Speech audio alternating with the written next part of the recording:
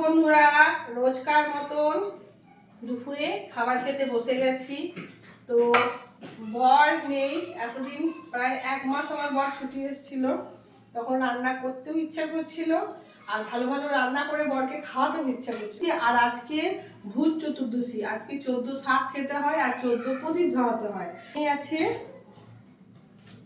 সাদা ভাত, আর এখানে 14 শাক রান্না করেছি, আর এখানে চিকেনের লাল লাল ঝোল, কালকেকার টক ছিল, পোস্ত দিয়ে করেছি, বেগুন মূলো পোস্ত কচু দিয়ে, আর কচু দিয়ে গুগলির মানে দম।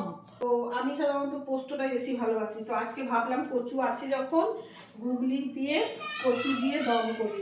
তো আজকে এই রান্নাই করেছি।